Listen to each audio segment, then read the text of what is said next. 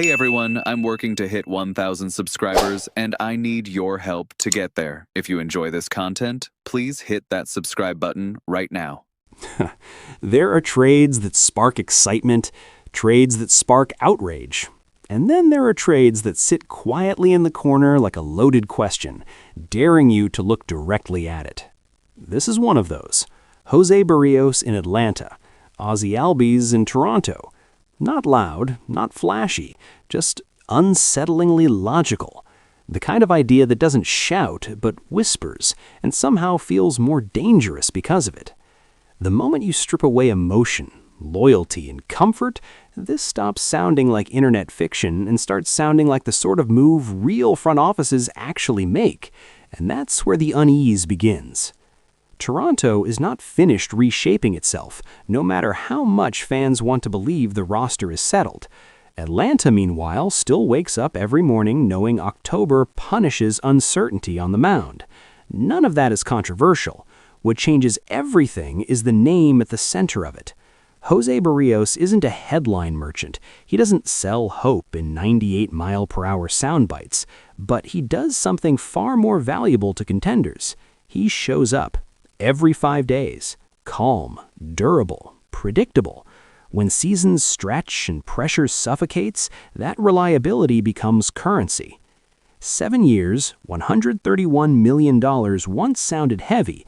Now, with only 3 years left and an average value hovering around $18 million, the question quietly flips on its head. Is that actually expensive anymore, or is it borderline efficient for what he gives you, especially for Atlanta, a team not suffocating under bloated pitching contracts?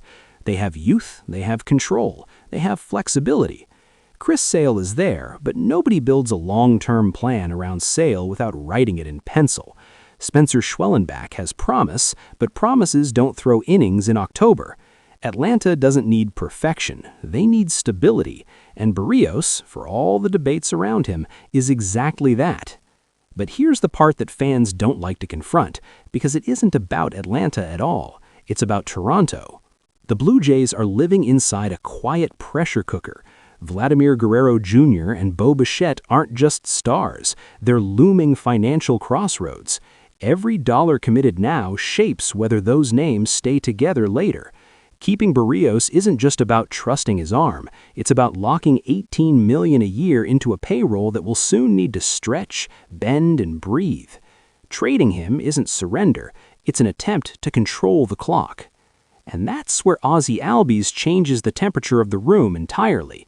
Albies isn't just a good second baseman, he's an anomaly, an elite defender with consistent offensive impact, leadership that doesn't beg for attention, and a contract that feels almost disrespectful to the modern market. $7 million. Let that sit. 7. For Toronto, that isn't just value, that's oxygen. That's the ability to redraw the infield without panic and redirect money toward keeping the core intact. That's the kind of flexibility front offices dream about when the margins tighten. This is also where the trade starts to hurt emotionally, because Jose Barrios isn't a problem in Toronto. He isn't broken, he isn't collapsing, and that's precisely why the idea feels cruel. But sometimes trades aren't about fixing what's wrong, they're about aligning timelines. Toronto has to decide whether to push every chip in now or reshuttle pieces to extend the life of its competitive window. This proposal, first floated by Newsweek, isn't empty. Albies arrives, Lopez comes with him as a future bet, an established arm turns into a cost-controlled infielder and a shortstop prospect. That's not chaos, that's risk management. Atlanta doesn't walk away unscathed either.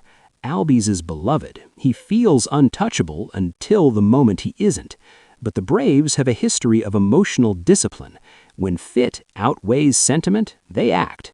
If Barrios slots cleanly into their rotation blueprint and protects them from volatility, this becomes cold efficiency.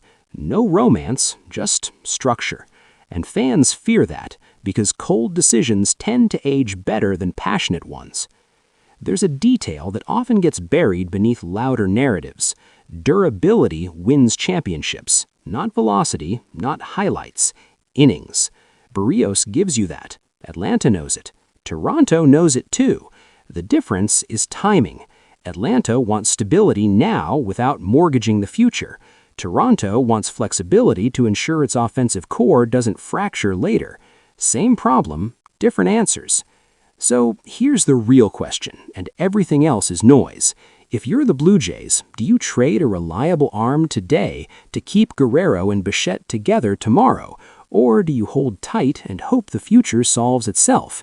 Because that decision, more than any single stat line, will define the direction of the franchise. Alex Lopez almost disappears in this conversation, but he matters. Young shortstops with upside are the quiet insurance policies front offices crave. He doesn't fix today, but he protects tomorrow. And Toronto, right now, needs protection as much as power. In the end, there's no villain here.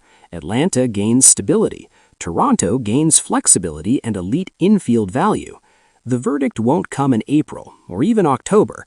It will come years later, in the silence after the noise fades. And that's why moves like this haunt franchises. If you're enjoying this deep dive, make sure to like, share, and subscribe to the Blue Jays Report, because this is exactly the kind of decision that reshapes teams long after the headlines disappear. Now tell me, if you were sitting in Toronto's chair, would you make this trade? Or would you bet everything on holding the line? Comment below, because if this move ever becomes real, it won't be forgotten.